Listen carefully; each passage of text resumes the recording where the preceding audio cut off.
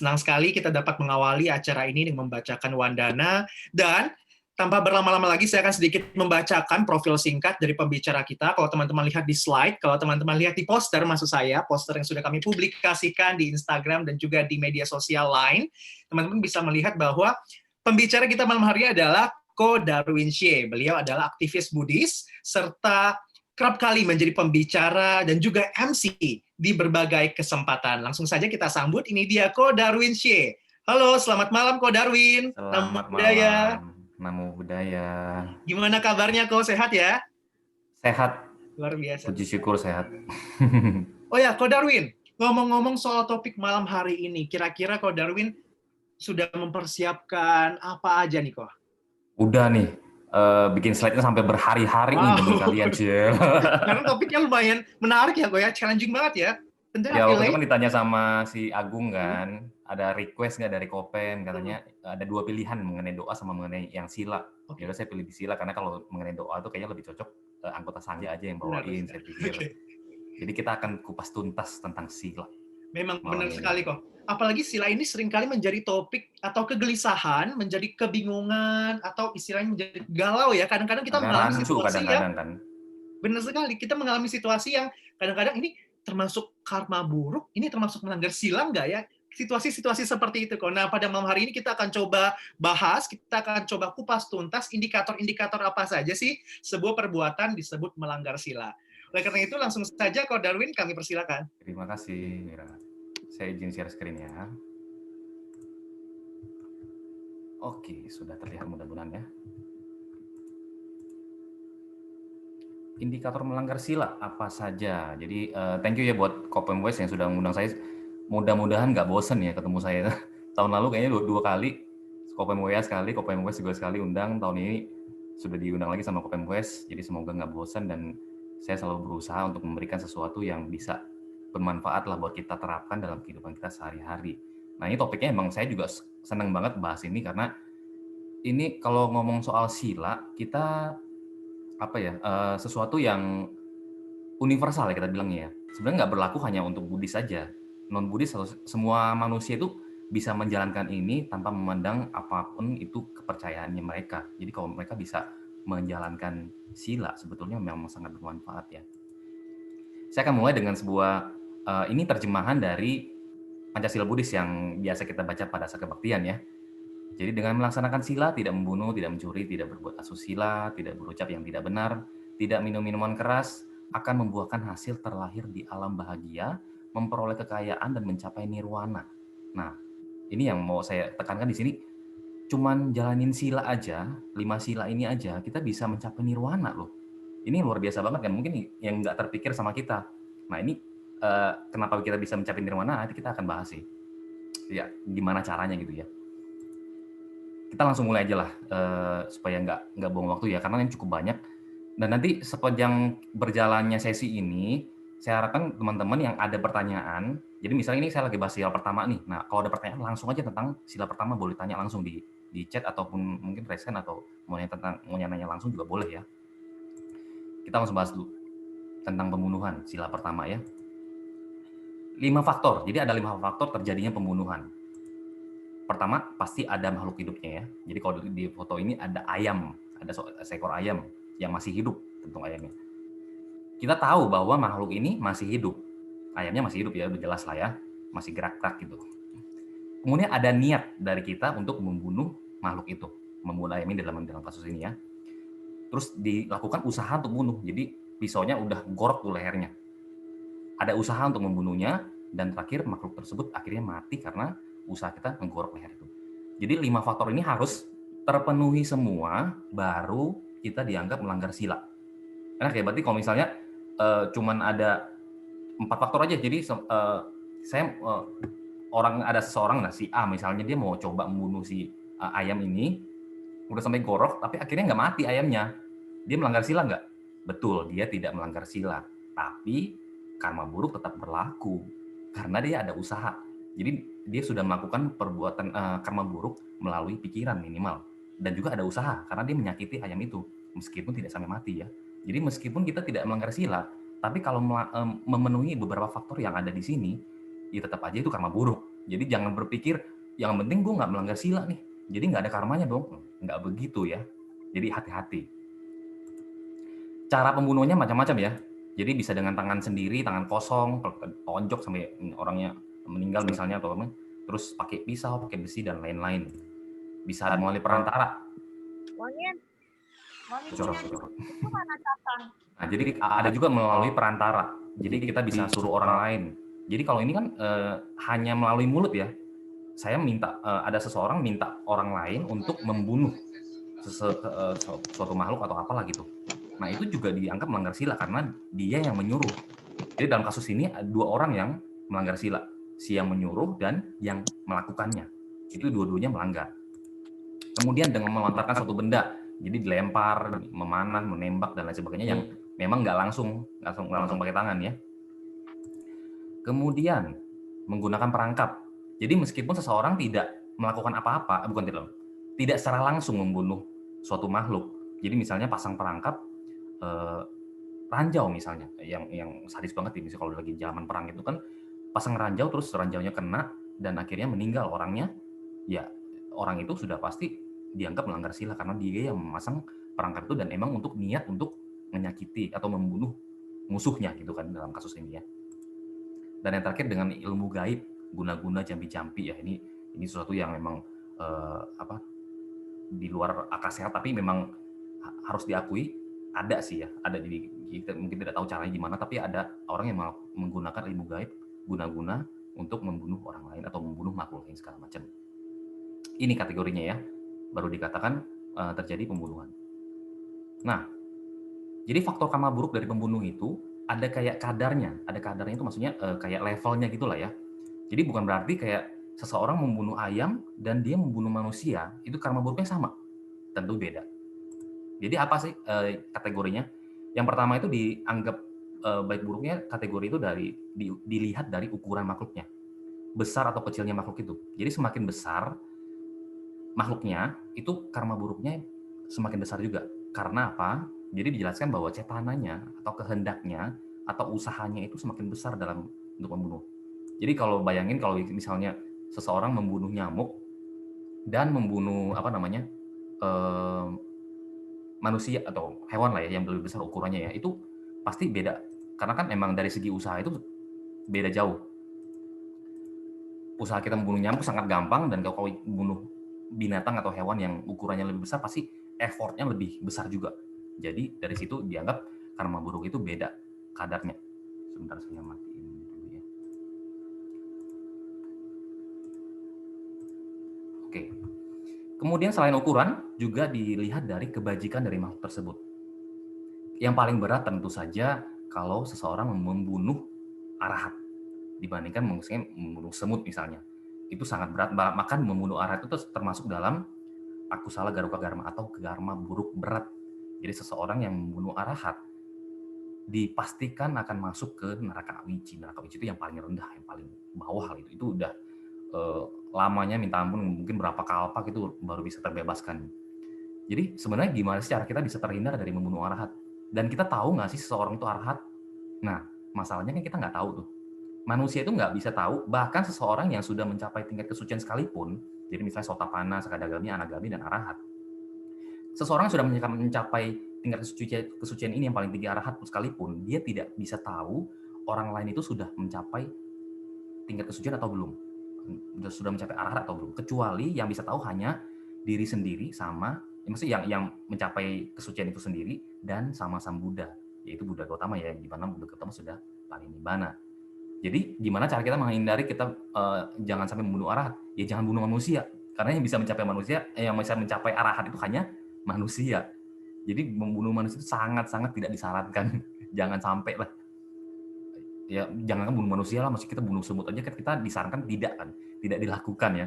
Semut, nyamuk, binatang yang kecil aja kita tidak tega untuk membunuh, apalagi bunuh manusia gitu kan. Nah, terus selain arahat juga membunuh ayah dan ibu juga sebuah karma buruk yang berat, karena baik lagi jasa dan kebajikan dari orang tua yang begitu besar, dan termasuk arahat ya, jasa kebajikannya sangat tinggi sehingga dianggap itu sangat karma buruk yang sangat berat untuk ditanggung oleh orang ini yang bisa melakukan pembunuhan terhadap manusia yang mencapai tingkat kesucian atau orang tua ya. Kemudian kotoran batin yang muncul. Jadi kalau misalnya seseorang membunuh dengan kemarahan, kebencian atau emosi yang meluap-luap, itu karma buruknya biasa lebih berat. Contoh, ada nyamuk, kita udah kesel banget nih sama nyamuk nih, udah bunuh pak gitu, terus diambil mayat nyamuknya itu terus mampus tuh nyamuk sampai dengan kebencian yang luar biasa. Nah itu dibanding cuman setelah bunuh terus misalnya ada rasa timbul rasa penyesalan, itu beda loh. Karma buruk yang timbul itu beda. Jadi dari kondisi batinnya juga mempengaruhi ya. Hati-hati makanya dengan karma buruk yang muncul dari kita berbuat membunuh. Nah ini saya menebak-nebak lah ya. Mungkin akan muncul pertanyaan yang timbul terkait dengan sila pertama dengan pembunuhan ini. Jadi mungkin dari teman-teman juga ada mau tanya, nanti boleh ya di luar pertanyaan ini. Nah, membunuh virus, kuman, bakteri. Misalnya minum obat kan pasti membunuh bakteri yang sedang menyerang kita ya, bikin kita lagi demam segala macam. Kemudian mandi kan juga sabun itu kan membunuh kuman yang ada di badan kita kan supaya kita bersih ya. Kemudian pakai hand sanitizer, desinfektan segala macam, apalagi zaman lagi virus corona begini. Itu melanggar sila nggak sih? Enggak, itu nggak melanggar sila karena virus, kuman atau bakteri itu tidak tergolong ke dalam makhluk hidup. Mereka itu tergolong menjadi mikroorganisme atau benda hidup lah kita sebutnya ya. Benda hidup itu tidak tergolong dalam kategori makhluk hidup. Jadi makhluk hidup itu ya yang kalau yang kecil sih mungkin semut atau ada apalagi ya, saya juga bingung sih kalau mungkin binatang yang paling kecil itu apa. Jadi semut atau nyamuk itu termasuk yang sangat kecil lah ya. Itu baru tergolong makhluk hidup yang memang kita sebaiknya tidak lakukan tidak dibunuh gitu. Nah, kalau nggak sengaja bunuh, apakah melanggar sila? Misalnya nggak sengaja menginjak semut. Ini yang di broadcast-an juga kita ada tanya ya tentang ini ya. Jadi kalau tidak sengaja, kalau balik lagi ke faktor yang tadi itu, kalau tidak sengaja berarti ada niat nggak dari dalam diri kita untuk membunuh? Nggak ada. Jadi kalau tidak sengaja, tidak melanggar sila. Cuma kadang-kadang saya berpikir nih, misalnya di rumah kondisi kamar kita lah, kondisi kotor. Jadi mungkin misalnya ada makanan yang suka tumpah atau minuman manis yang tumpah terus mengundang semut ya. Kemudian kan semutnya jadi banyak itu beredar di kamar kita misalnya. Terus nggak sengaja terinjak gitu kan. Oh ya udahlah kan nggak sengaja ini jadi nggak apa-apalah gue injek jadi. Maksudnya kita nggak berusaha untuk membersihkan kamar kita. Mas kalau kamar kita bersih jadi kan nggak mengundang semut. Jadi kita kan untuk kita bisa sampai nggak sengaja injek semut sampai mati itu kan kemungkinan lebih kecil. Jadi itu juga kita harus hati-hati ya. Jadi meskipun itu nggak sengaja, tapi kalau itu berulang-ulang, jadi sesuatu yang malah bisa jadi sengaja. Jadi bisa bikin kita kayak sadar bahwa ada semut yang mungkin nggak sengaja terinjek. Nah malam-malam malah jadi ada niat menjadikan, udah yang penting nggak sengaja ini. Jadi hati-hati dengan yang namanya nggak sengaja ini ya. Jangan sampai malah kita terbiasa nggak sengaja, ya lama-lama jadi kita aware, kita tahu bahwa kita sedang nggak sengaja membunuh semut. Jadi sengaja dong karena saya sadar gitu kan. Hati-hati dengan tidak sengaja. Jadi meskipun tidak sengaja kita harus menciptakan kondisi jangan sampai kita tidak sengaja untuk menginjak semut. Saya tertarik dengan satu cerita di zaman Buddha itu sejarah kenapa bisa ada Hari Raya Katina, bukan Hari Katina, maksudnya kenapa biksu atau biksuni anggota sangga itu diminta untuk melakukan puasa di wihara atau di mana gitu selama 3 bulan selama musim hujan. Itu jadi sejarahnya adalah ada biksu yang saya lupa namanya siapa yang buta dan dia sering menginjak pada saat dia keluar dari kediamannya. Jadi sering tidak sengaja menginjak karena kalau lagi musim hujan itu kan banyak binatang-binatang kecil yang keluar katanya waktu itu. Jadi nggak sengaja terinjak. Jadi akhirnya Buddha membuat aturan untuk minta para anggota sangga yang selama masa wasa atau musim hujan diminta berdiam di satu tempat. Jadi berlatih diri dan lain sebagainya supaya mengurangi kemungkinan dia bisa tidak sengaja membunuh makhluk selama jalan.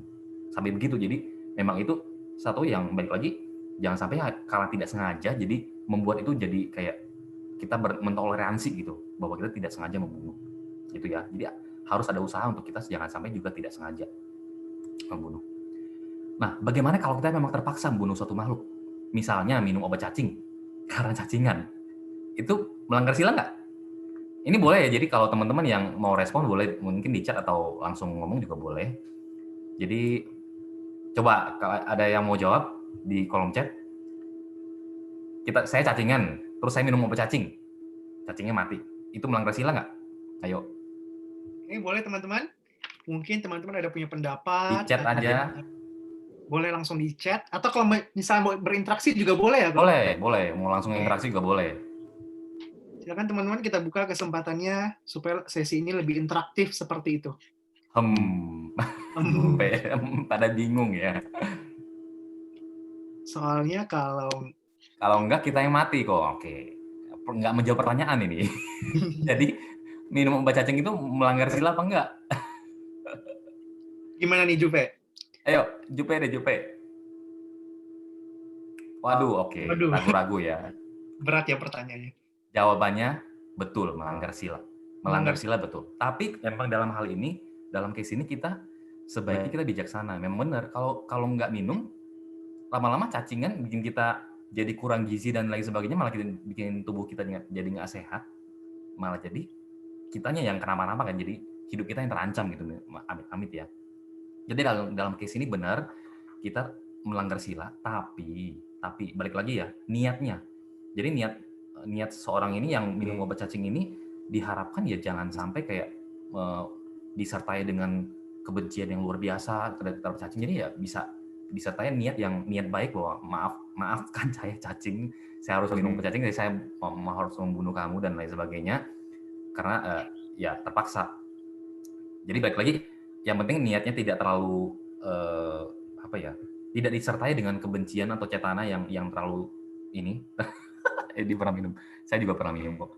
Jadi itu bukan, balik lagi level karma buruknya mungkin nggak terlalu tinggi.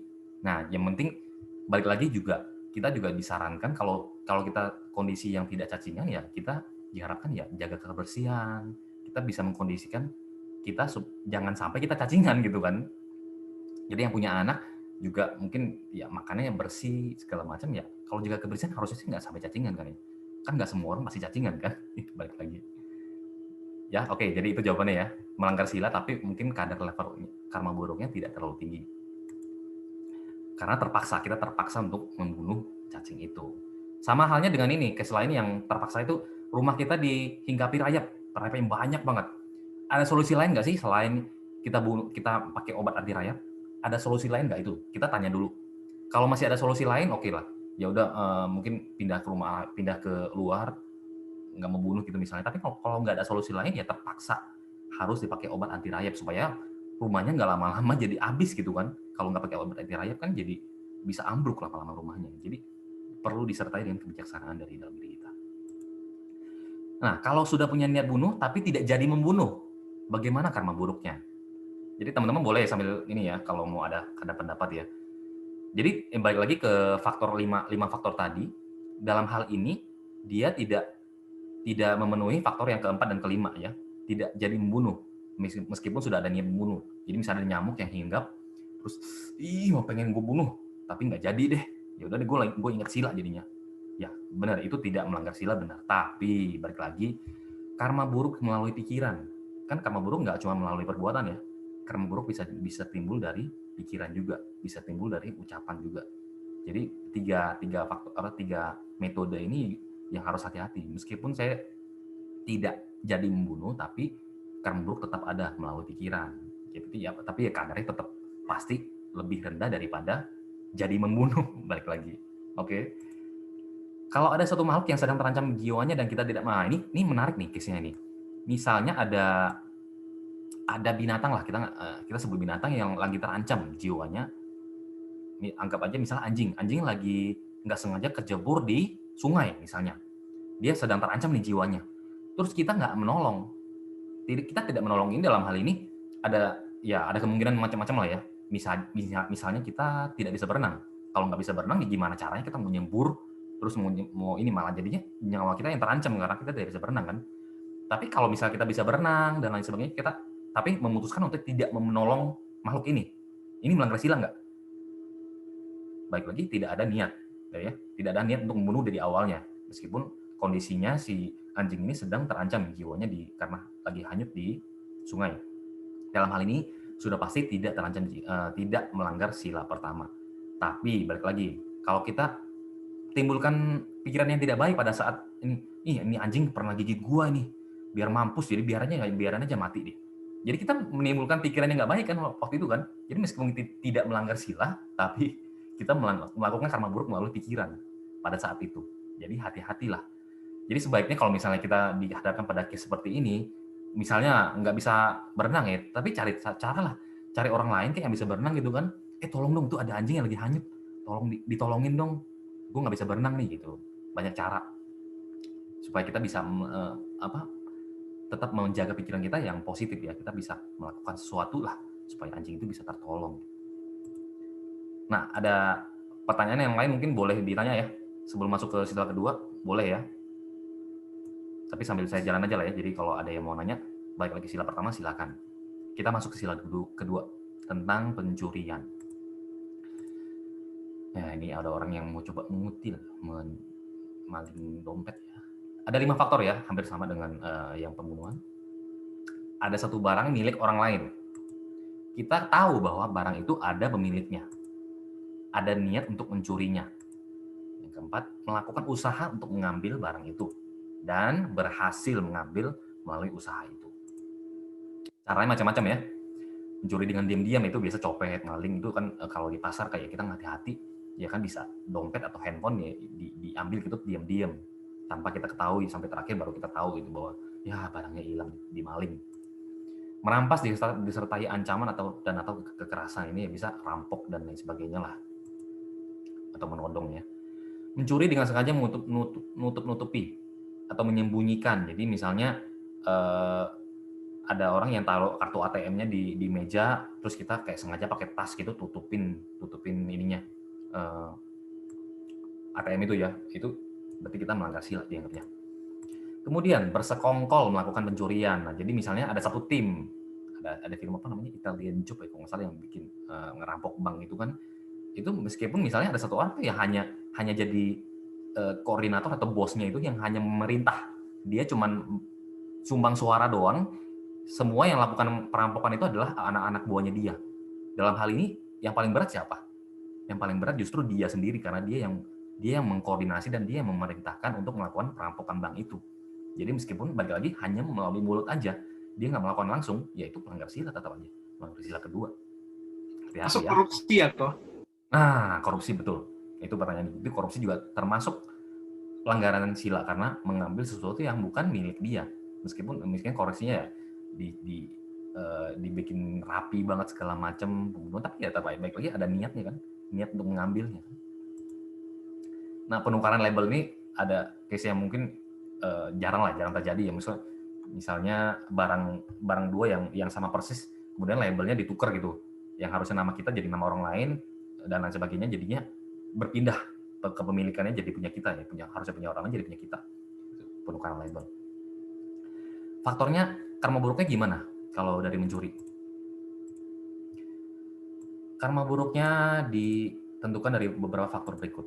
Nilai barang yang dicuri. Jadi semakin mahal barang yang dicuri, karma buruknya semakin berat. Ini logika lah ya, logik aja. Nah, kebajikan dari pemilik barang yang dicuri.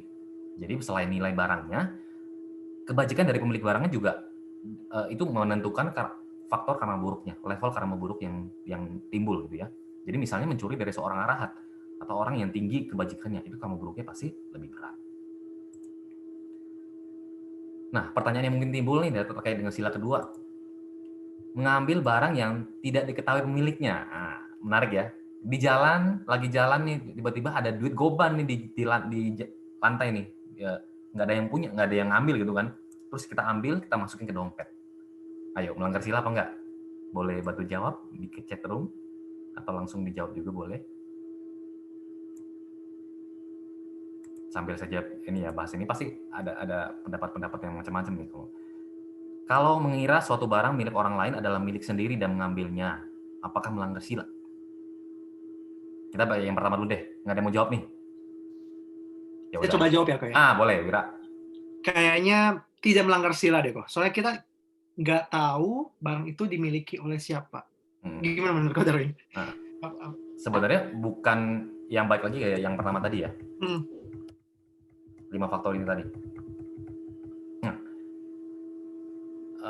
Nah, ini yang kedua, mengetahui bahwa barang itu ada pemiliknya. Ini termasuk gak kategori ini kalau tadi? Kita ketemu duit di jalan, saya tahu nggak sih duit ini ada yang punya nggak? Ya. Itu kata kuncinya. Jawabannya adalah ada yang punya kan? Nggak mungkin dong duit itu tiba-tiba nggak ada yang punya, tahu-tahu jatuh dari langit. Nggak mungkin kan? Berarti melanggar sila. Jadi ada duit di tengah jalan yang nggak tahu siapa pemiliknya, itu melanggar sila kalau kita ambil ya. Dan kita anggap itu punya sendiri. Tapi ada cara lain nih. Saya pernah dengar cerita ya, yang mengenai yang case ini ya. Jadi orang ini dia ambil barangnya, dia ambil barangnya, kemudian dia bikin pengumuman di koran, sampai dia bikin pengumuman, siapa yang punya barang ini, tolong yang merasa punya barang ini, tolong hubungi saya lah, intinya yang ngaku ya. Jadi dia kasih jangka waktu misalnya berapa bulan gitu, segala macam. Akhirnya memang nggak ada nggak ada yang mengklaim bahwa itu barang dia atau duitnya dia, duit seseorang. Ya udah, akhirnya itu baru diambil. Nah itu mungkin kadarnya lebih lebih kecil lah ya karma buruknya. Kalau menurut saya itu tetap melanggar sila, tapi ya level karma buruknya pasti lebih kecil. Kalau akhirnya barang itu kita ambil ya. Jadi paling aman adalah biarin aja deh. Kalau udah ketemu dia di jalan, mending biarin aja deh. Tapi kalau ada orang yang ngambil, ada orang yang ketemu, ya anggap itu rezekinya dia, anggap itu karma buruknya dia yang ngambil. Itu paling aman. Kalau misalnya ngambil barang tengah jalan, dia teringat karma dan bingung harus ngapain karena harus kembaliin, takut dituduh ujung-ujungnya dia tinggali barang tersebut. Ini nggak ngerti nih, gimana masuknya di box? Mungkin maksudnya dia udah terlanjur ambil, terus pas udah mau pulang, tiba-tiba keingat, oh ya ini karma buruk ya. Akhirnya dia tinggalin aja gitu kok barangnya. Nah itu termasuk. Benar.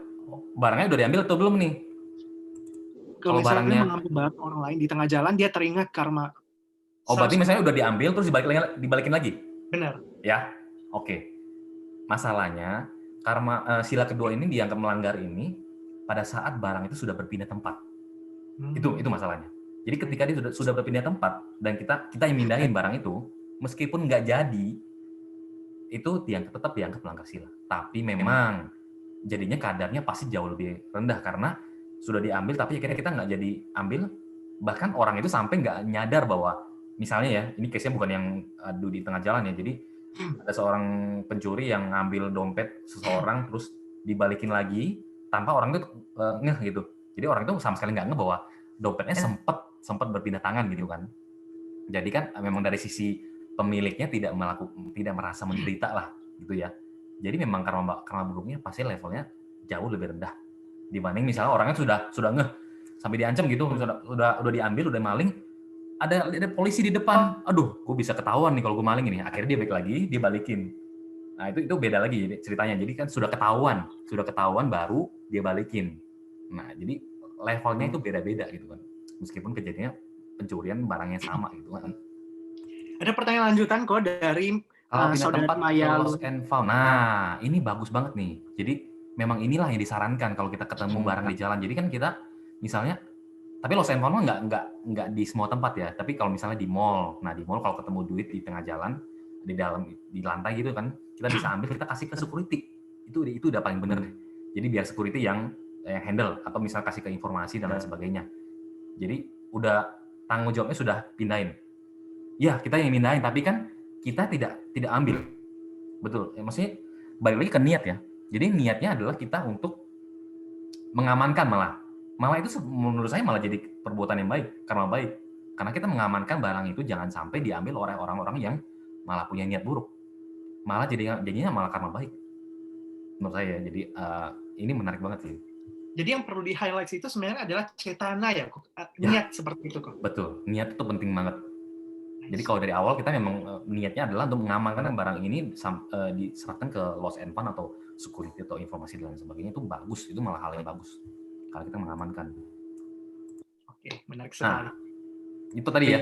Kalau mengira suatu barang itu, ada satu barang, ini milik orang lain, tapi kita kira itu milik kita. Contohnya nih, misalnya saya pakai kacamata ya, kacamatanya saya taruh di lagi nggak pakai lah, jadi agak rabun gitu kan. Ada kacamata di meja, yang saya kira itu kacamata saya, terus saya ambil lah, saya pakai. kebetulan tuh minusnya sama, silindernya sama, jadi kayak kacamata kita sendiri lah, nggak sengaja kepake terus ya udah dipakai, akhirnya hilang kan, yang punya akhirnya malah jadi, waduh ini mana kacamata gue ini. Nah itu melanggar sila apa enggak? Ayo dijawab di chat room. Mungkin ini kasusnya kalau dianalogikan sama kayak misalnya salah ambil minum ya, Kok ya. Sering banget nggak sih? Bisa. Misalnya kita lagi mau minum, tiba-tiba udah keminum, lah ini kan belum. Ya, ya. Bener. Ya Silakan, udah. teman-teman. Ada yang mau jawab? Melanggar sila atau enggak? Kayaknya bukan, oke. Karena kita nggak tahu itu dimiliki orang lain. Tepat sekali, Max. Jadi ini tidak tergolong pelanggaran sila. Karena kita tidak tahu bahwa barang itu punya orang lain. Padahal kita kira barang itu punya kita ya. Tapi jangan pura-pura, ingat. Pikiran kita kan sih itu penting banget ya. Jangan pura-pura nggak tahu. Gue tahu sih ini bukan punya gue, tapi gue pura-pura aja punya gue. Setelah ketahuan baru, oh gue kira ini punya gue. Baru gue balikin gitu kan. Itu baik lagi niatnya nggak baik dong berarti ya. Hati-hati makanya. Jadi kalau memang murni nggak ngeh bahwa barang itu punyanya orang lain, tapi diklaim punya dia, itu tidak melanggar sila. Tapi setelah tahu nih, setelah kita nyadar, ya dibalikin dong, dibalikin. Kalau nggak dibalikin ya itu baik lagi karma buruk jadinya, malah jadi melanggar sila. Nah, kalau minjam satu barang lupa dikembalikan, melanggar sila apa enggak? Jadi judulnya adalah benar-benar niatnya adalah pinjem. Gue pinjem dong barang lu. Udah pinjem, selang berapa bulan, berapa tahun, lupa dibalikin. Ayo, itu melanggar sila apa enggak? Jelas melanggar. Wih, Agung akhirnya muncul ya. Ya, benar. Ini melanggar. Jadi maksudnya itu tetap milik orang lain, tapi kita akhirnya lupa mengambil, malah jadinya kita keterusan untuk pakai terus itu barang itu kan. Kecuali kita memang kasih tahu ke yang si pemilik barangnya itu, gue masih pinjam ya, nanti gue balikin ya. Tapi kalau dipinjaman bertahun-tahun itu namanya memang masih pinjam. Itu namanya kurang ajar ya. Kalau pinjam barang sampai bertahun-tahun. Itu memang nggak niat untuk balikin gitu kan. Memang pinjam ya biasanya kan emang ya kita pinjam duit di bank aja kan pasti ada jangka waktunya ya. Setahun, kalau misalnya setahun udah jatuh tempo harus diperpanjang lagi dan lain sebagainya, kesepakatan. Jadi kalau lupa atau sengaja tidak mengembalikan suatu barang yang kita pinjam itu melanggar sila. Nah, kalau awalnya mau niat mencuri sudah berhasil mencuri, tadi sudah dijelasin ya. Jadi kalau kita udah niat mencuri, kita udah berhasil tapi dikembaliin lagi, apakah melanggar sila? Jawabannya tadi sudah saya jawab ya. Itu melanggar. Tapi memang karma buruknya jelas jauh lebih rendah levelnya, kadarnya dibanding orang yang nggak balikin gitu kan.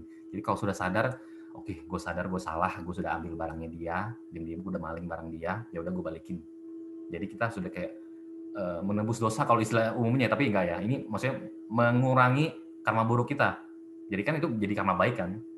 Jadi karma baik karena itu kan perbuatan berbeda dari pelanggaran sila yang dulu kan. Jadi perbuatan baik karena dia sudah mengembalikan barang yang milik orang lain itu yang disuruh curi. Ini dari Irfan mau tanya, ya Wira yang boleh bacain ya. Oke, saya coba bacakan ya.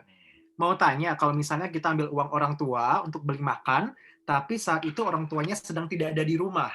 Akhirnya kita ambil uangnya, lalu tanpa memberitahu orang tua.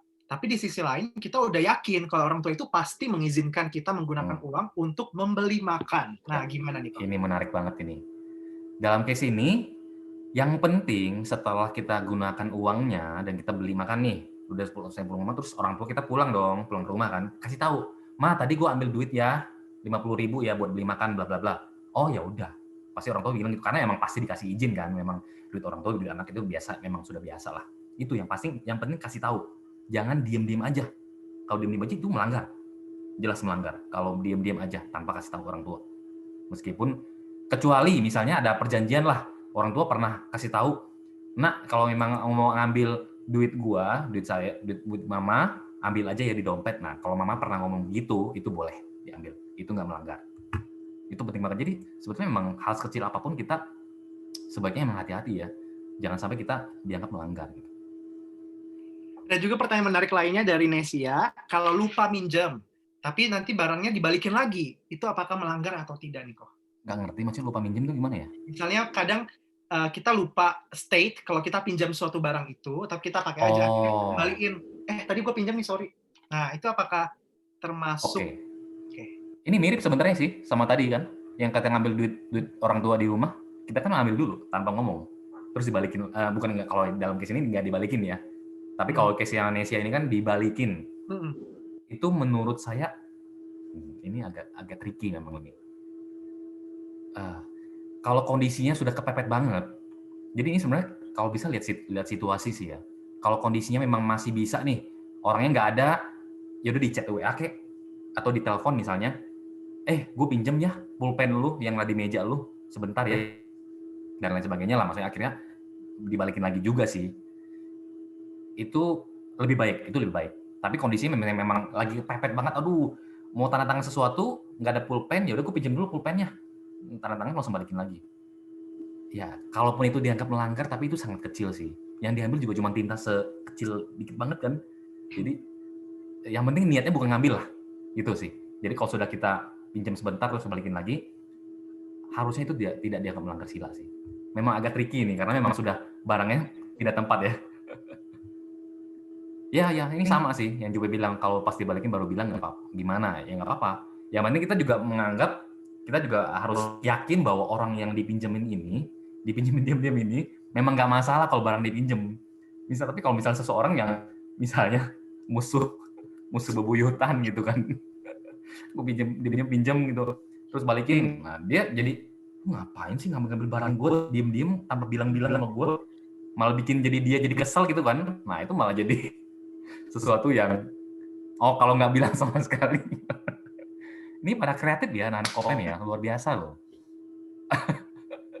Jadi kalau barangnya dipinjam terus balikin lagi tanpa ngomong, dan orang itu pun nggak tahu berarti barang itu sempat dipinjam gitu kan. Ini agak susah. Sebetulnya menurut saya sih tetap melanggar, tapi memang kecil sekali.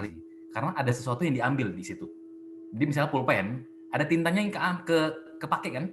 Ada tintanya kepake meskipun sangat sedikit, sangat kecil tintanya, tetap ada yang kepake. Ada yang berpindah tempat kepemilikannya. Jadi memang dianggap melanggar sila, tapi memang kadarnya kecil sekali sih. Jadi ya udah cincai ya. Cuman kalau nggak kepepet balik lagi. Kalau nggak kepepet, coba cari pinjaman dari yang lain kayak gitu, yang ada orangnya. Jadi misalnya meja teman kita yang satu ini lagi kosong gitu, nggak ada orang kan, ada pulpen gitu, tapi ada teman lain yang ada orangnya. Jadi gue pinjam dari dia aja deh, orangnya ada gitu kan. Pinjam pulpen dong sebentar, dikasih, pakai, balikin lagi. Gitu ya, paling aman gitu ya. Kemudian ada pertanyaan kalau duit ya, kalau duitnya sama jumlahnya ya, 20.000 tetap 20.000. Ini susah ya pertanyaannya. Udah kreatif gitu ya, gue mencari kreatif banget ya kalian ya, pengen banget gitu kayak melanggar sila gitu, tapi enggak lah. Ya ini menurut saya sih bisa dibilang enggak sih kalau gitu ya, karena memang tapi kan dianggap melanggar sila itu kalau barang itu sudah berpindah tempat meskipun dibalikin, jadi dianggap melanggar sila. Tapi ya balik lagi kadarnya mungkin kecil sekali lah. Jadi itu aja deh sejauhnya. Jadi anggapnya betul melanggar, tapi memang kadarnya sangat kecil karena si yang punya nggak ngeh kalau barangnya sempat diambil. Kalau pakai barang-barang saudara gimana? Misalnya skincare, pakai sabunnya, sampo, karena ngerasa kan serumah, pakai aja lah ya. Ya balik lagi dong, minta izin lah. Meskipun saudara, tapi kan lu ngomong dulu. Kecuali balik lagi tadi kayak si mama tadi yang emang sudah pernah kasih tahu, kalau ada sampo gua, sabun gua mau pakai ya pakai aja gitu kan. Tapi kalau dia nggak pernah ngomong dan kita diem pakai lagi sama-sama mandi, sampo atau sabunnya kan ada di kamar mandi, ya udah dipakai aja gitu kan, tanpa ngomong, itu melanggar, itu udah pasti melanggar. Ya. Oke, lanjut ya. Oke. Ya, sila ketiga ini menarik banget nih. Kita sampai jam berapa ya, Wira ya? Ini 7.50 nih udah. Kita maksimal 8.30 kok. Oke, mudah-mudahan keburu ya. Sila ketiga ini menarik banget ini, kesusilaan. Ada 4 faktor terjadinya perbuatan asusila ya. Pertama, ada orang yang tidak patut disetubuhi. Kemudian ada niat untuk menyetubuhi orang tersebut. Melakukan usaha untuk menyetubuhinya dan berhasil melakukan persetubuhannya ya. Catatan di sini yang dimaksudkan dengan berhasil menyetubuhi atau berhubungan kelamin adalah berhasil memasukkan alat kelamin ke dalam salah satu dari vagina, dubur atau mulut. Jadi ada 3 lubang yang termasuk ya. Jadi meskipun nggak berhubungan kelamin, Kalau hanya mulut atau dubur misalnya, karena misalnya ada orang yang kreatif yang jangan sampai hamil misalnya kalau berhubungan, itu tetap melanggar sila karena 3 lubang itu 3 apa sih ya itulah pokoknya ya yang dikategorikan melanggar sila ya. Nah, ini ada satu yang memang ini kontroversial ya menurut saya. Jadi di kitab suci Tipitaka sendiri tertulis itu ini wanita-wanita yang tidak patut disetubuhi. Ini banyak banget. Saya nggak mau baca semuanya, jadi boleh dibacain aja kalau teman-teman di sini. Intinya adalah wanita-wanita yang masih di bawah perlindungan atau di bawah pengawasan. Jadi belum mandiri lah istilahnya. Macam-macam ya kalau di sini ya. Ini nggak ada yang udah nggak relevan sih dengan zaman sekarang, kayak misalnya ini budak yang kemudian dikawini oleh majikannya, ada kayak pekerja tawanan yang kemudian dikawini oleh seorang laki-laki dan lain sebagainya lah. Intinya adalah kata kuncinya adalah kalau seorang wanita yang tidak patut disebut adalah yang belum mandiri, yang tidak mandiri, yang masih di bawah pengawasan orang tua, pengawasan wali, di bawah perlindungan kakaknya dan lain sebagainya. Itu tidak patut untuk disetujui. Nah, ini juga ada. Jadi kata kuncinya adalah yang belum berkeluarga, masih gadis atau masih perjaka, masih berada di bawah pengawasan atau perlindungan. Nah, yang sudah berkeluarga pun, tapi kalau dia sudah punya pasangan, baik meskipun itu belum resmi ya, belum resmi aja nggak boleh, apalagi yang sudah resmi, misalnya yang sudah menikah. Yang sudah menikah kita kemudian disetubuhi, itu sudah jelas melanggar sila. Apalagi yang termasuk yang belum resmi, misalnya masih pacaran aja belum menikah, terus ya selingkuh lah, ini jawabannya judulnya selingkuh gitu kan. Itu melanggar sila. Yang bukan merupakan, ya ini sebenarnya gampangnya itu aja, yang bukan merupakan pasangan resmi kita. Jadi kalau pasangan resmi yang sudah menikah suami istri itu sudah pasti boleh ya. Tapi kalau yang bukan pasangan resmi misalnya pacaran itu sebetulnya, nah ini sebenarnya masih ada pertentangan ya kalau tentang yang bukan pasangan resmi, karena kalau di Indonesia memang jelas bukan pasangan resmi masih pacaran itu sesuai hukum, bukan hukum ya, sesuai adat ketimuran kita, itu kan dianggap sesuatu hal yang tidak patut dilakukan. Jadi kalau masih pacaran terus sudah berhubungan itu suatu hal yang kayak menyalahi adat ketimuran kita lah istilahnya. Itu jadi dianggap melanggar sila. Hal-hal lain nih yang dikategorikan ini juga masih kontroversi ya, tapi ada sumber-sumber yang mengatakan ini jelas ya, berzina akan berhubungan kelamin yang bukan dengan suami atau istrinya. Berciuman dengan disertai dengan nafsu birahi. Ini dikategorikan pelanggar sila. Ini sebenarnya kontroversi. Nih, menyenggol, mencolek, meraba, dan sejenisnya disertai dengan nafsu birahi. Ini juga kontroversi karena sebetulnya kalau kita balik lagi ke yang awal tadi, yang 4 faktor ini, ya, kata kunci adalah menyetubuhi. Menyetubuhi adalah memasukkan alat kelamin ke yang salah satu dari 3 ini ya. Jadi kalau di sini berciuman yang disertai nafsu birahi dan menyenggol, mencolek, meraba dan sebagainya tidak memasukkan alat kelamin ke yang tadi ya, tidak tergolong. Jadi ini sebenarnya kontroversi termasuk pelanggaran sila atau enggak. Tapi gini nih, kalau saran saya sih ya, memang namanya berciuman, misalnya masih pacaran nih, ciuman sampai nafsu birahi nih, dianggapnya ya udah, yang penting jangan sampai berhubungan kan, jadi nggak melanggar sila. Tapi kita dihadapkan pada resiko, kalau menurut saya. Kita dihadapkan pada resiko, jangan sampai ini berlanjut terus, sampai terjadilah hubungan itu. Jadi ada resiko di sini kan, jadi meskipun sebetulnya memang secara teks dianggapnya tidak melanggar sila, tapi itu beresiko membawa kita bisa sampai melanggar. Jadi sebaiknya jangan. Nah, menyenggol ini apalagi, kalau ini memang udah jelas namanya menyenggol, mencolek, meraba, dan sejenisnya yang disertai dengan nafsu birahi, ini dianggap pelecehan seksual udah pasti. Apalagi terjadi kepada orang-orang yang tidak dikenal, itu yang sering terjadi kan ya. Kayak misalnya ada begal payudara yang sering terjadi akhir-akhir ini di berita, itu begal payudara udah pasti itu sesuatu hal yang buruk. Karena buruk ini meskipun ini tidak memenuhi faktor-faktor yang tadi yang 4 faktor tadi ya, tapi ya sudah pasti itu tergolong karma buruk ya. Nah, yang ini karma buruk faktornya ya, jadi karma buruknya ditentukan dari kebajikan dari objek pelanggaran sila. Jadi seseorang yang disetubuhi ini, kalau semakin tinggi kebajikan dari orang ini, karma buruknya akan semakin berat. Misalnya orang yang sudah mencapai tingkat kesucian, karma buruknya paling berat. Tapi sebetulnya saya pernah bawain di kelasnya Koren, dan Kopen kayaknya udah pernah juga, bahwa sebenarnya seseorang yang sudah mencapai tingkat kesucian, yang ketiga terutama ya, namanya anagami, itu sudah tidak punya nafsu indrawi lagi. Jadi sudah tidak punya nafsu seksual lagi. Mau diajak pun udah nggak bisa diajak hubungan seksual karena sudah tidak ada nafsu indrawi lagi. Jadi kalau yang Sotapanna sama Sakadagami itu masih bisa. Tapi kalau terjadi dengan bukan pasangan resmi, sudah pasti itu melanggar, dan itu berat, karma buruk yang berat. Bukan berat sampai aku salah garuka karma, enggak juga ya. Karma buruk ini termasuk karma buruk yang lebih berat lah dibanding dengan menyetubuhi seseorang yang secara kebajikan tidak terlalu tinggi. Kerelaan dari objek perangkat sila. Jadi kalau kondisinya suka sama suka, itu karma buruknya lebih ringan daripada pemerkosaan misalnya. Kan udah pasti pemaksaan itu ya. Nah, kotoran batin dari pelaku asussilanya. Pada saat melakukan perbuatan asusila, dilakukan dengan nafsu seksual yang menggebu-gebu, yang tinggi banget.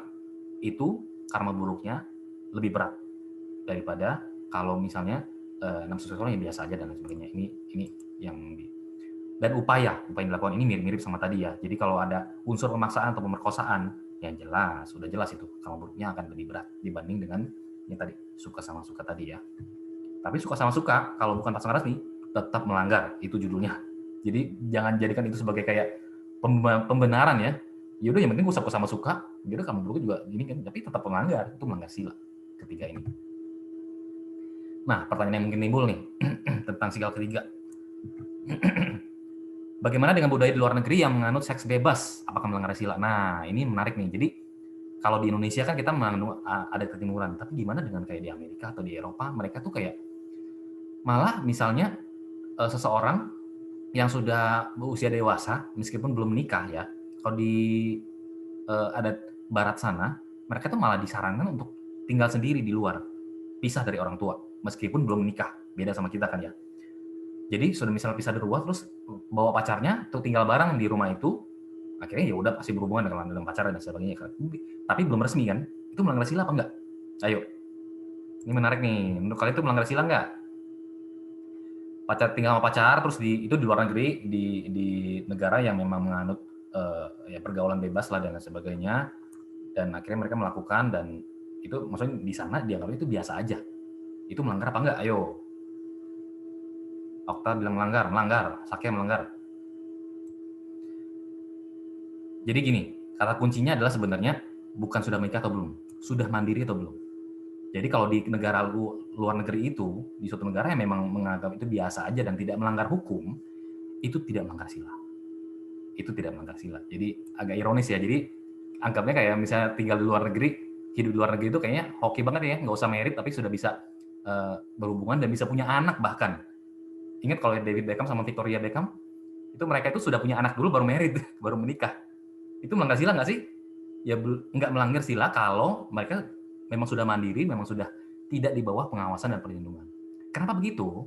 Karena sebetulnya kan namanya menikah itu ya, itu kan memang zaman modern doang. Anggap zaman dulu yang zaman masih tradisional banget, mereka tuh nggak mengenal namanya menikah. Jadi ya,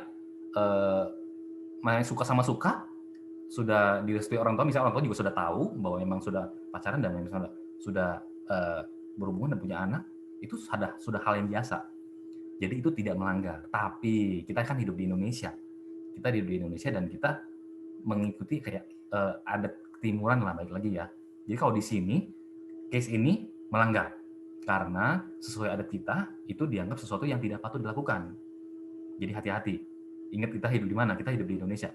Jadi kalau di luar negeri begitu, ya udah itu urusan mereka. Jadi kita hidup di Indonesia, kita ikut kayak adat di sinilah. Itu sesuatu yang tidak pantas dilakukan. Dua orang yang pacaran meskipun sudah mandiri dan sudah tidak di bawah pengawasan orang tua, tapi belum menikah dan akhirnya tinggal bareng dengan pacarnya, berbuat sesuatu deh, misalnya sampai punya anak, dan apalagi punya anak gitu kan, itu sudah malah lebih parah lagi gitu kan. Udah punya anak baru kelabakan gitu cari gedung, baru mau merencanakan untuk menikah gitu kan. Kalau di sini ya panik gitu kan, itu kan menunjukkan sesuatu yang kayak berarti ini tidak patut. Karena kalau memang kayak luar negeri mereka nggak, ya udah pacaran, berhubungan terus punya anak, itu mereka biasa aja di sana meskipun belum menikah. Kalau di sini enggak begitu. Itu ya kata kuncinya. Jadi kita hidup di Indonesia, jadi kita sebaiknya kita mengikuti adat sini. Gimana dengan orang yang sudah menikah tapi masih tanggungan orang tua, masih numpang makan? Oke. Ini nggak apa-apa. Jadi kan judulnya sudah menikah. Jadi orang tuanya pun tahu kalau anaknya sudah menikah meskipun anaknya masih numpang hidup dengan orang tua, dan orang tua rela dong harusnya ya. Tapi kalau case-nya misal orang tuanya nggak rela, sebenarnya kayak terpaksa. Gimana bisa terpaksa sih? Harusnya enggak sih ya. Tapi misalnya kalau misalnya MBA, married by accident, misalnya udah punya anak, baru menikah, tapi masih di bawah tanggungan orang tua, tapi itu udah pasti melanggar karena kan memang sudah pasti dia ada sudah berhubungan dulu baru bisa punya anak kan. Tapi kalau case-nya misalnya memang menikah baik-baik, oke, nggak punya kerjaan, tapi menikahnya sudah direstui orang tua ya, dalam case ini ya, sudah direstui orang tua dan tinggal bareng di rumah orang tua, dan akhirnya ya berhubungan segala macam, itu tidak melanggar sila karena judulnya sudah menikah, memang sudah diperbolehkan. Tidak ada pertentangan yang terjadi lah, meskipun memang sangat disayangkan kalau misalnya masih numpang ke orang tua. Jadi ya sebaiknya kan bisa berusaha untuk cari kerjaan, untuk cari bisa mandiri lah gitu ya. Tapi ke sini tidak melanggar.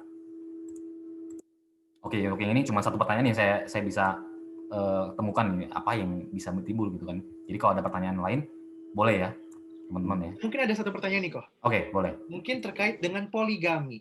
Jadi sudah punya istri, kemudian akan menikah lagi dan istrinya juga oke-oke saja kok dengan poligami itu. Oke.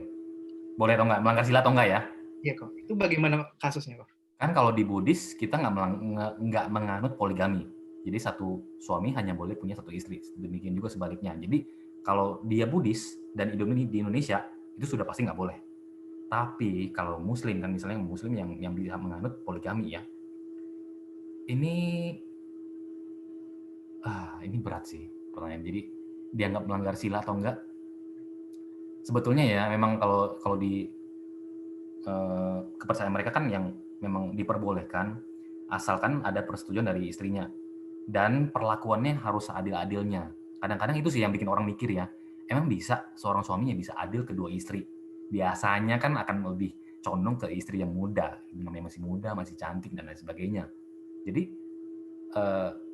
ya jadinya bisa menimbulkan si istri pertama ya bisa cemburu dan lain sebagainya. Tapi memang kalau misalnya bisa hidup harmonis dan memang tidak dilarang oleh agamanya, ya itu urusan mereka lah ya. Tapi sebenarnya kita nggak usah pusing sih, itu dianggap melanggar sila atau enggak. Yang penting kita Buddhis kan, kita Buddhis dan kita menganut monogami, kita tidak menganut poligami. Itu ya, kira ya. Oke. Kita masuk ke ucapan yang tidak benar, sila keempat ya. Ucapan tidak benar termasuk berbohong, fitnah, gosip, kasar, menimbulkan perpecahan, tidak bermanfaat. Ini yang termasuk kategorinya ya. Faktornya gimana? Sesuatu atau hal yang tidak benar. Mempunyai niat untuk menyesatkan. Berusaha untuk menyesatkan. Dan orang lain jadi tersesat. Ini faktor yang harus dipenuhi baru kita dianggap melanggar sila keempat. Nah, faktornya kalau karma buruknya gimana nih? Ditentukan dari faktor berikut ini. Kerugian. Jadi hanya satu sih kalau nggak salah ini ya. Jadi kebohongan itu bisa menimbulkan kerugian yang besar. Kerugiannya bisa dalam material atau imaterial. Misalnya ketika bersaksi di pengadilan. Ini bahkan udah disumpah nih, misalnya kalau di pengadilan itu kan. Saya pernah ke pengadilan terus disumpah tuh, kalau di Buddhis itu ya gitu. Demi Sang Hyang Adi Buddha, aku bersumpah gitu. Akan mengatakan yang sejujurnya gitulah, bla bla bla gitu kan. Jadi kalau di situ bersaksi terus malah mengatakan yang bukan fakta, yang bukan yang benar gitu kan, yang bohong gitu ya. Itu sudah pasti melanggar lah. Dan kerugian yang ditimbulkan ini, nah gitu, semakin besar kerugiannya, semakin beratlah karma yang ditanggung oleh orang ini. Gitu ya. Pertanyaan yang mungkin timbul nih terkait ucapan tidak benar. Ini banyak sih yang harus bisa. Nih, bercanda. Bercanda melanggar sila nggak sih? Misalnya ada dua orang yang memang sudah sering bercanda gitu ya. Sudah sering bercanda dan jadi si A bercanda sama si B. B sudah tahu persis lah ya, si A memang bercanda gitu kan judulnya ya. Itu melanggar sila atau enggak? Menurut saya itu enggak melanggar sila karena memang sudah biasa dan si B memang sudah tahu si A itu memang bercanda gitu kan. Tapi memang kadang-kadang kita harus hati-hati sih dengan bercanda ini. Kadang-kadang kita bercanda yang tidak tahu batas sampai agak kelewatan bikin orang tersinggung. Nah, itu jadi melanggar. Jadi mau bercanda itu hati-hati sih. Kalau bukan sama teman dekat, teman yang baru kenal langsung bercanda gitu kan, itu hati-hati. Bisa bikin dia tersinggung malah jadi melanggar gitu kan. Marah melanggar sila nggak? Ayo, ada yang mau jawab? Marah tapi yang diomongin bener. Melanggar sila apa enggak? Ada yang mau jawab? Tidak ada. Oke, jadi yang penting balik lagi ya ke 4 faktor ini ya. Meskipun dia lagi marah-marah, tapi yang diomongin itu benar dan dia tidak berusaha untuk menyesatkan dan orang lain juga tidak jadi tersesat, itu tidak melanggar, betul.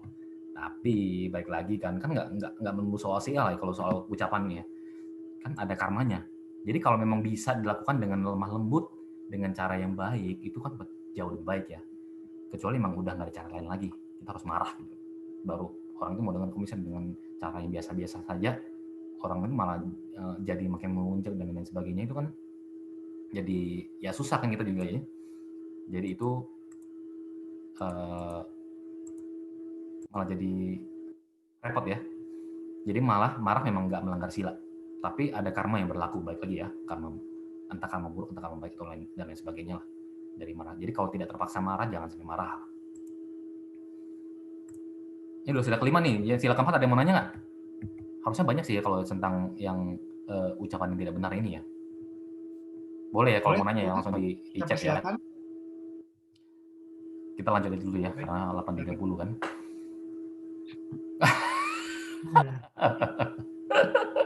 Ngomong anjay. Anjay.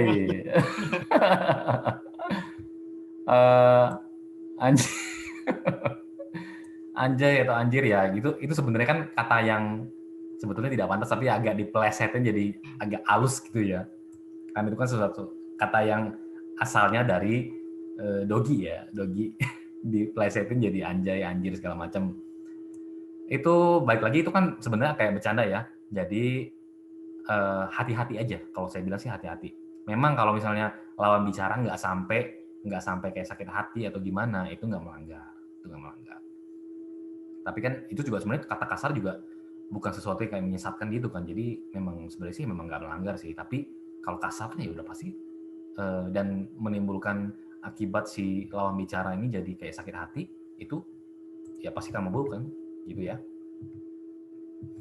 Kita masuk ke sila kelima ya, tentang pelemahan kesadaran nih, sila kelima. Ini menarik nih.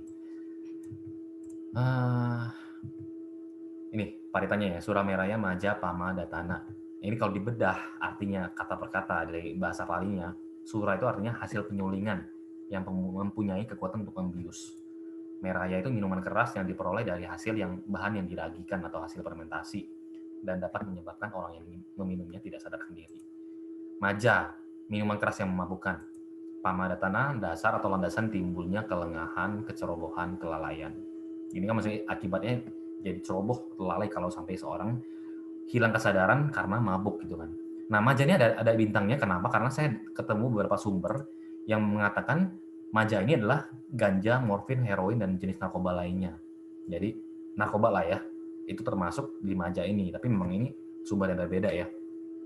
Jadi kalau menurut saya sih sudah pasti termasuk juga yang ganja, morfin. Karena memang kita kalau lakukan dipakai itu kan bisa mabuk. Kecuali di dunia kedokteran memang pakai morfin loh. Kalau kalian tahu ya, mungkin di dunia yang barat sih yang umum dilakukan untuk menghilangkan rasa sakit. Itu mereka menggunakan morfin untuk menghilangkan rasa sakit. Dalam case itu tidak melanggar karena itu memang untuk alasan medis, ya, tidak sampai menimbulkan ketagihan. Karena kan namanya dunia medis pasti ada kayak takarannya lah. Jangan sampai orang ini ketagihan nih sama morfin, tapi dikasih kadar tertentu yang bisa bikin menghilangkan rasa sakitnya, gitu ya. Tapi kalau di penyalahgunaan, disalahgunakan itu sudah pasti melanggar. 3 faktor terjadinya pelanggaran sila kelima. Ada sesuatu zat yang membuat nekat, mabuk, tidak sadarkan diri yang menjadi dasar dari kelengahan dan kecerobohan. Ya, bagi minuman keras, narkoba itu tadi ya, ada zatnya, ada barangnya. ada niat untuk minum atau menggunakannya, ya sudah sampai ada niat, ada alkohol, saya punya niat untuk mau minum nih, akhirnya diminum, berhasil diminum dan digunakan, itu sudah melanggar sila. Nah ini memang ada beberapa kayak pertentangan, ada versi lain yang mengatakan ada 5 faktornya. Faktor keempat itu adalah timbul gejala mabuk, dan yang faktor kelima adalah mabuk beneran gitu. Nah, saya lebih condong dan memang beberapa sumber yang lebih setuju 3 faktor aja. Karena faktor keempat dan faktor kelima itu memang jadi kalau kita balik lagi ke teksnya, tidak minum minuman keras kan. Jadi silanya adalah tidak minumnya, tidak minum minuman keras. Jadi kalau sudah sampai minum, jadi minuman itu sampai sudah melewati tenggorokan kita, sudah masuk, itu sudah melanggar. Meskipun dia tidak mabuk, ya itu sudah melanggar. Tapi balik lagi tadi, kadarnya tadi ya, kadarnya adalah kalau misalnya nggak sampai mabuk, ya itu berarti pelanggaran silanya, levelnya kadar karma buruknya lebih rendah karena tidak sampai mabuk. Jadi masih sadar lah gitu kan, menjaga. Tapi kan resiko ya, resiko sampai kalau misalnya, makanya saya agak kurang setuju dengan orang yang misalnya ya udah minum aja segelas gitu, yang penting kan nggak mabuk gitu kan. Kalau saya prinsipnya gini, ada gelas pertama, ada resiko kita akan menuju ke gelas kedua. Ada gelas kedua, ada resiko kita menuju ke gelas ketiga dan seterusnya sampai mabuk beneran deh, gitu nggak? Jadi kalau misalnya lagi ke kafe gitu, ada temen yang nawarin kita minum minuman keras, jadinya yang penting nggak sampai mabuk lah, udah segelas doang gitu kan. Kalau saya prinsipnya satu tetes pun saya nggak mau, setetes pun saya nggak mau karena itu beresiko untuk kita lanjut terus untuk ini ya, mengkonsumsi sampai mabuk malah resikonya. Nah ini isi Jupe nanya tentang room ya di kue ini, sebenarnya ada di sesi berikutnya. Saya terusin dulu deh sampai ke sesi yang pertanyaan ya. 6 bahaya dari pelanggaran sila kelima ini ada. Oke sebelum ini menjawab pertanyaan dulu deh. Kalau room di kue gimana? Room di kue itu kan sebagai bahan pembuat kue, dan saya nggak tahu sih room ini, saya pernah baca namanya room ini memang kadar alkoholnya tinggi banget, kalau nggak salah sampai 20% ya. Jadi kalau banyak banget itu bisa bikin teler juga, jadi emang hati-hati. Tapi kalau cuma dikit memang balik lagi kadar level karma buruknya lah ya. Jadi kalau kita tahu itu ada roomnya, menurut saya sebaiknya tidak dikonsumsi, sebaiknya tidak ya. Jadi karena emang kalau kebanyakan nih makannya bisa sampai teler juga kayaknya ya kalau room ya, karena emang mengandung alkohol yang tinggi kalau di room. Jawabannya ya. Ini 6 bahaya. Jadi bahaya dari pelanggaran sila kelima ini, harta bisa cepat habis karena kalau kita sudah ketagihan minuman keras ataupun narkoba malah lebih parah ya, itu pasti harta bisa habis tuh untuk beli barangnya. Sering terlibat perselisihan karena balik lagi kalau kita dalam kondisi nggak sadar, kita bisa banyak melakukan hal-hal yang buruk gitu kan, yang kita tidak sadar. Merusak kesehatan udah pasti, kalau kebanyakan alkohol itu bisa merusak hati kalau nggak salah ya, liver ya. Reputasi menjadi tidak baik itu udah ya wajar terjadi kalau memang seseorang yang sering mabuk gitu kan, mabuk kan itu ya reputasinya jadi nggak baik, nggak tahu malu karena memang dia nggak sadar dia bisa melakukan hal-hal yang di luar akal sehatnya dia gitu kan, dan kebijaksanaannya jadi lemah. Hati-hati ya, ini sumbernya dari Diga Nikaya dan Sigalo Wada Sutta. Pelanggaran sila kelima ini berpotensi untuk menyebabkan pelanggaran 4 sila lainnya. Ini benar banget. Jadi hati-hatilah dengan sila kelima ini kan. Ada orang yang mungkin ya berpikir namanya sila ini mungkin kayak level gitu ya. Sila pertama itu yang paling penting, sila kelima itu yang paling nggak penting. Menurut saya justru sila kelima itu malah yang paling penting karena dia berpotensi untuk membuat kita melanggar 4 sila yang lainnya.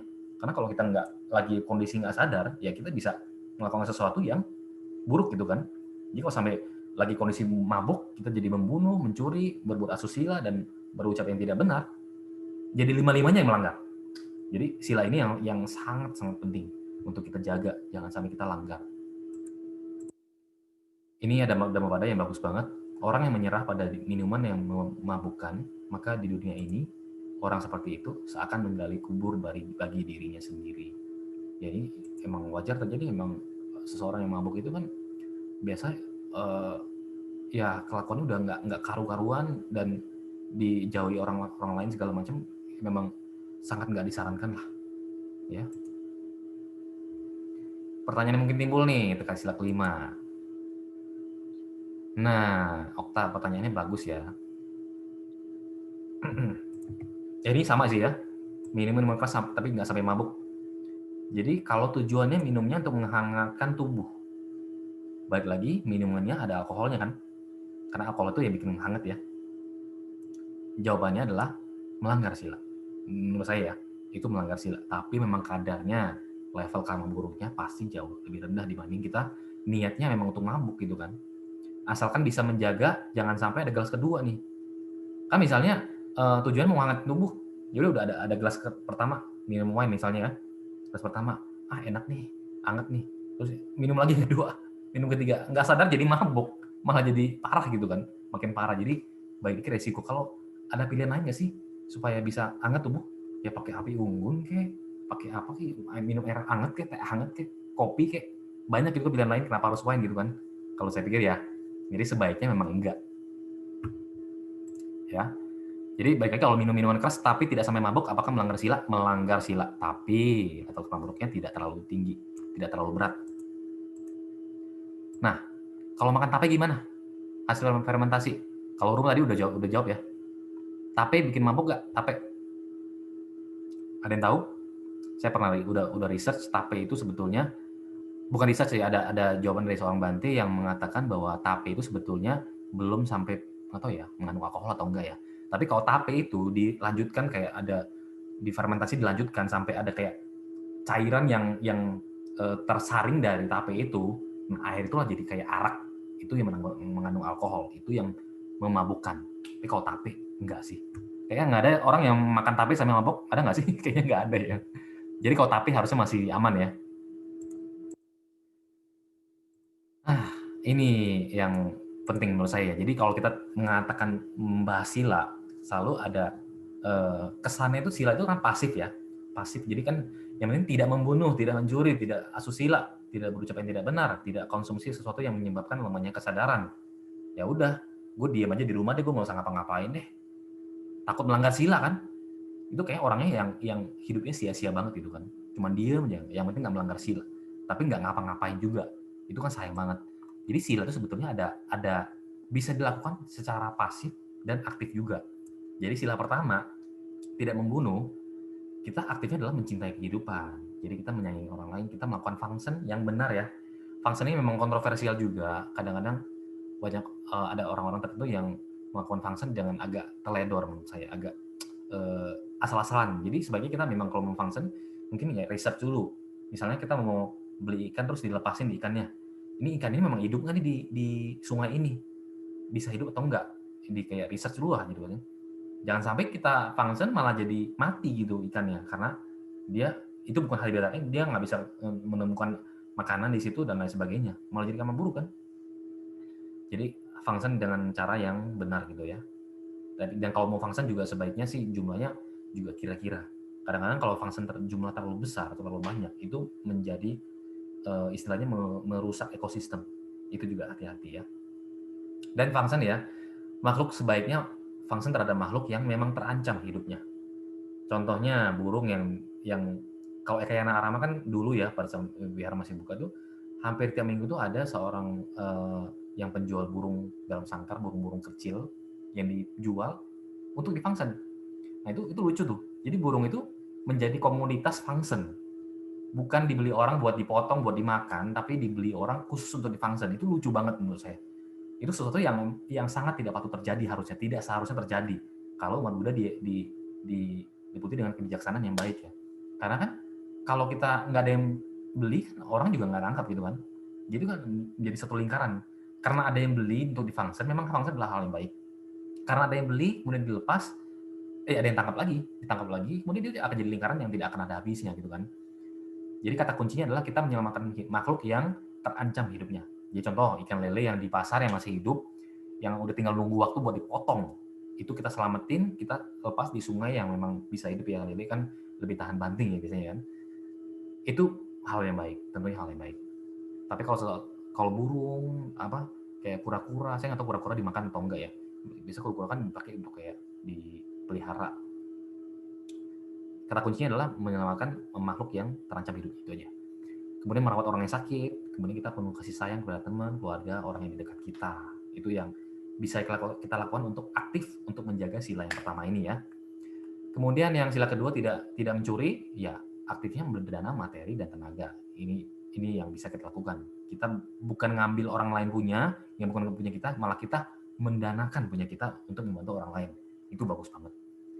Yang sila ketiga, tidak asusila, yang aktifnya adalah kita setia pada satu pasangan. Mencintai pasangan kita kalau sudah punya ya. Kalau jomblo mencintai diri sendiri aja. Kemudian, nah ini yang penting nih, ikut berbahagia melihat pasangan lain berbahagia. Kadang-kadang kita suka dalam hati kecil ya, nggak tahu ya itu disadari atau tidak. Kadang-kadang mungkin dalam diri kita bisa timbul rasa kayak iri. Ini artis Korea misalnya, artis yang cowok cakep, yang cewek cakep juga gitu kan, terus pacaran, married gitu kan, kayak kita ikut berbahagia bahwa mereka berbahagia gitu kan. Kita jangan malah timbul iri hati, aduh mereka tuh seneng banget, gue nggak seneng kalau mereka bahagia gitu kan. Itu jadi sesuatu malah jadi karma buruk buat kita. Jadi kalau kita ikut bahagia kan kita itu juga karma baik buat kita.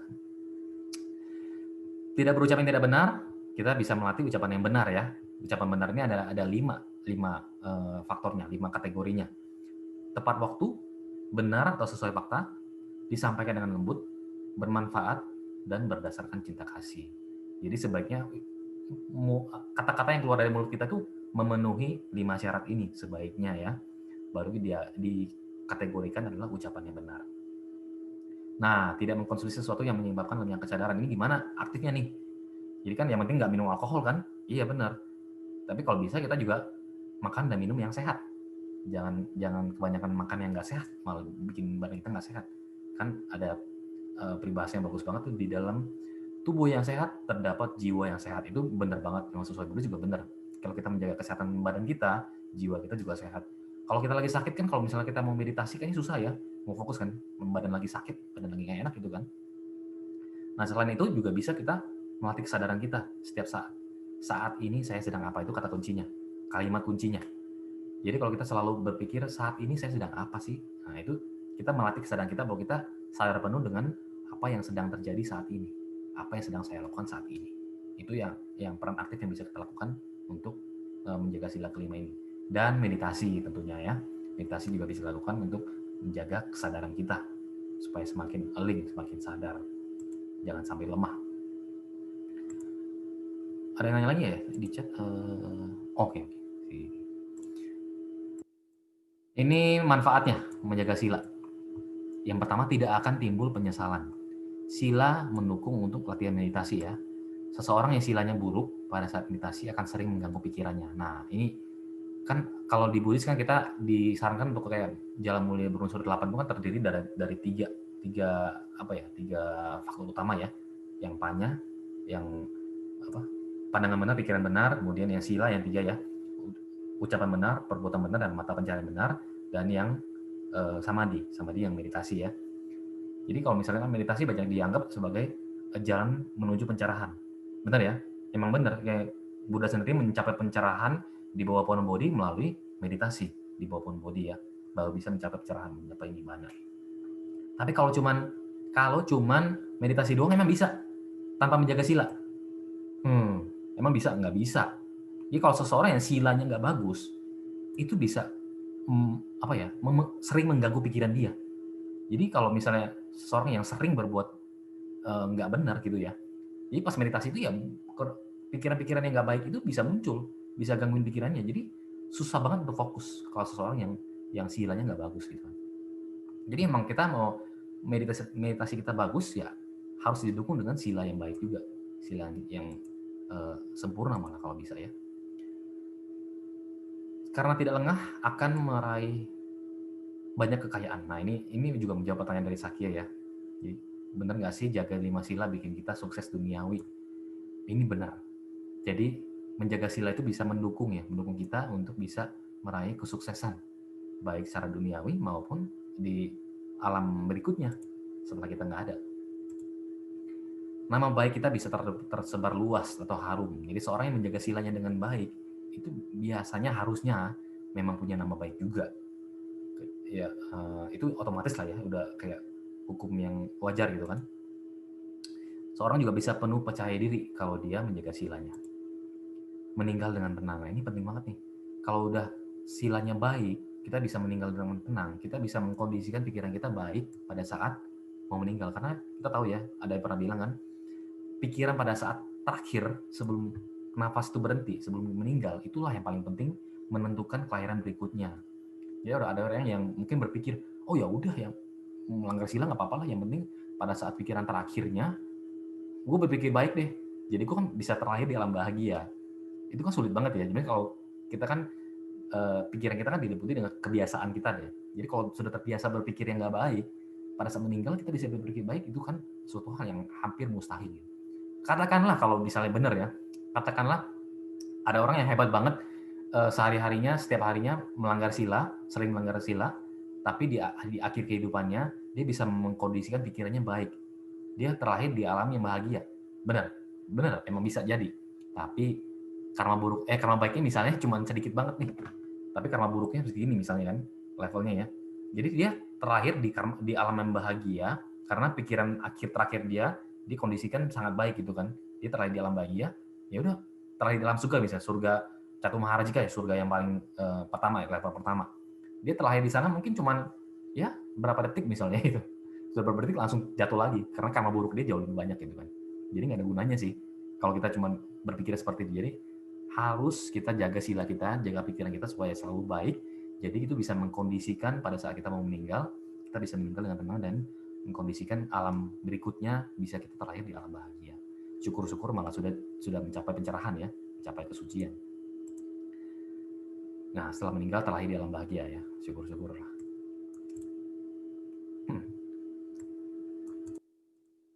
Nah, ini menarik banget yang di awal tadi saya bilang, ada tertulis mencapai kekayaan dan mencapai nibbana kan.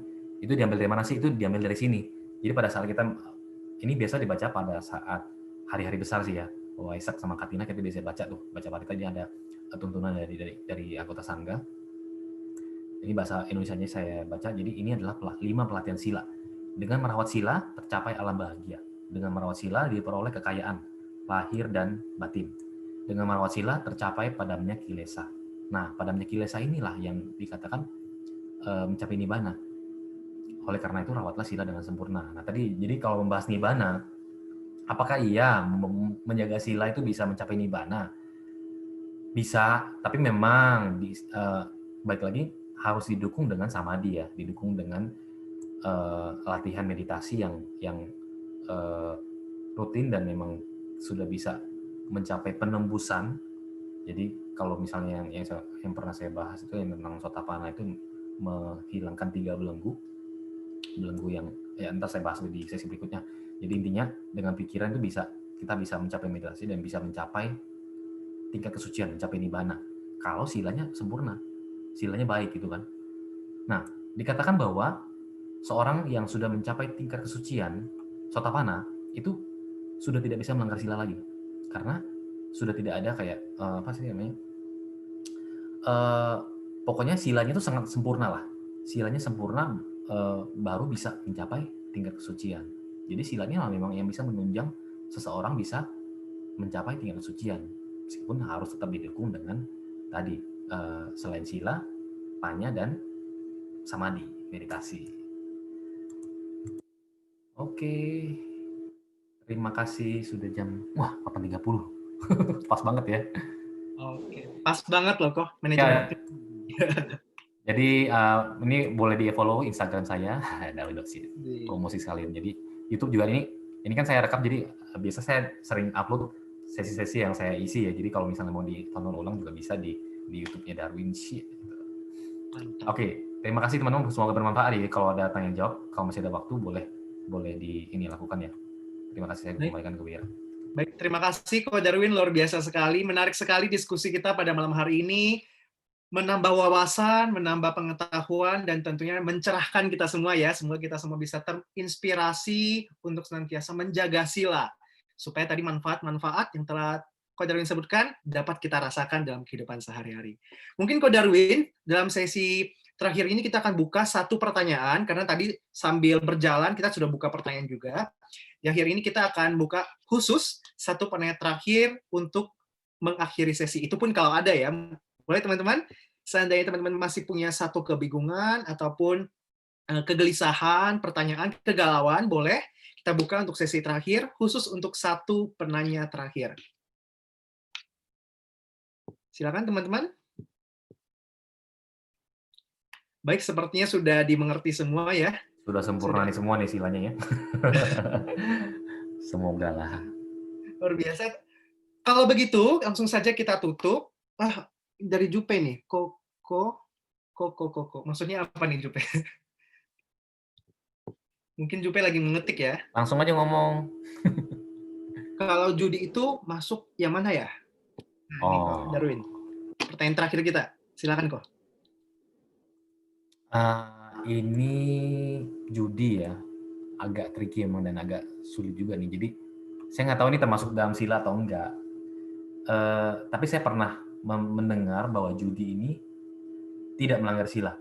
Tidak melanggar sila karena memang ada kesepakatan ya. Jadi ada dua orang yang taruhan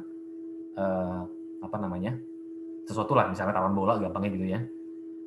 Terus misalnya namanya taruhan itu kan pasti ada yang menang ada yang kalah ya.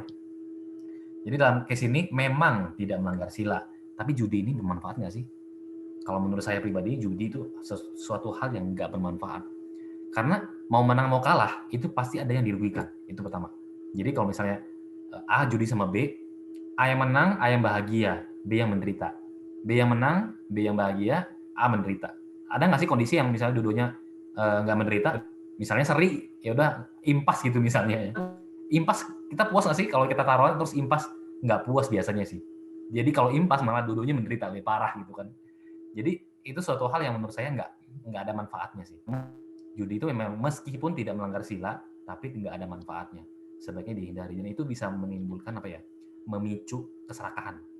Kalau saya udah menang satu kali, oh enak nih udah menang nih, ada yang kedua kali, ada yang ketiga kali dan sebagainya. Dan saya belum pernah dengar ada orang yang bisa kaya dari judi. Belum pernah dengar. Kalau ada yang pernah dengar, boleh coba cerita deh. Kalau ada orang yang bisa jago banget judi, God of the Gambler tuh, Dewa Judi itu kalau di filmnya Stephen Chow ya, itu kan film ya. Kalau realnya nggak. Kalau yang miskin gara-gara judi banyak ya kok?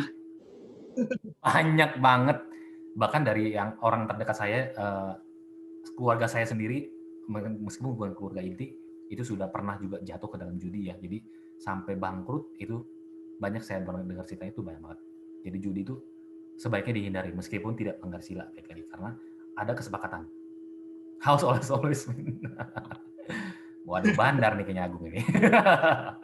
Semoga menjawab ya Jupe ya. Terima kasih Jupe telah bertanya. Terima kasih teman-teman juga yang dari awal sudah aktif bertanya, berpartisipasi dan menjawab. Terima kasih juga kami sampaikan kepada Ko Darwin yang sudah meluangkan waktunya malam-malam berbagi banyak hal untuk kita semua dan semoga menginspirasi kita semua.